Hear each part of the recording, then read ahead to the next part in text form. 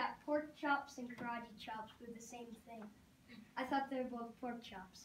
And because my grandmother thought it was cute, and because they're my favorite, she let me keep doing it. Not really a big deal.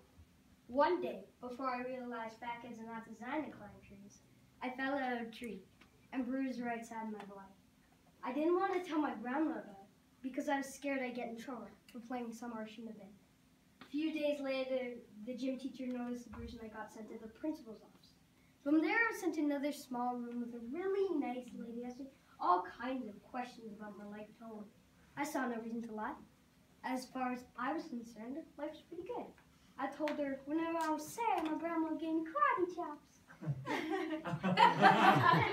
This led to a full-scale investigation, and I was removed from the house for 3 days until they finally decided to ask how I got the bruises. News of the silly little story quickly spread through the school under my first nickname, Pork Chop. To this day, I hate pork chops. I'm not the only kid who grew up this way.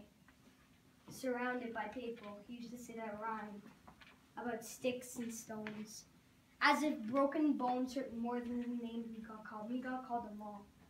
So we grew up believing no one would ever fall in love with us. That we'd be lonely forever. That we'd never meet someone to make us feel like the sun is something they built for us in their tool shed. So broken heartstrings bled the blues, tried to empty ourselves so we'd feel nothing. Don't tell me that hurts less than a broken bone. That an ingrown life is something simple to cut away, but there's no way for it to metastasize it does. She was 8 years old. Our first day of grade 3, she got called ugly.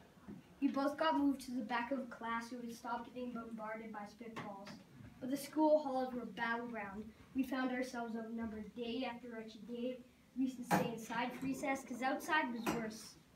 Outside we had to rehearse running away and learn to stay still like statues, giving no clues they were there. In grade 5, they taped a sign to the front of her dress that read, "Beware of dog." To this day, despite a loving husband, she doesn't think she's beautiful because of a birthmark that takes up a little less than half her face. Kids used to say she looks like a wrong answer someone tried to erase but couldn't quite get the job done.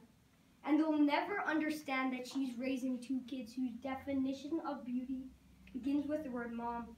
Because they see her heart before they see her skin, because she's only ever always been amazing. He was a broken branch grafted onto a different family. Adopted. Not because his parents opted for a different destiny.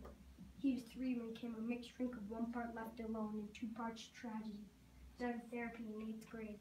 Had a personality made up of tests and pills. Lived like the uphills and mountains and the downhills with cliffs, 4/5 suicidal, tidal wave of antidepressants, and an adolescence being called pop. 1 part was the pills, 99 parts because of cruelty. Tried to kill himself in grade 10, and a kid who would still go home to mom and dad had the audacity to tell him, "Get over it." As if depression is something that can be remedied by any of the contents found in a first aid kit. To this day, he has a stick of TNT lit from both ends. Could be described in detail the way his sky bends in the moment before it's about to fall. And despite an army of friends who all call him an inspiration, he remains a conversation piece between people who can't understand. Sometimes being drug-free has less to do with addiction and more to do with sanity. We weren't the only kids who grew up this way. To this day, kids are still being called names.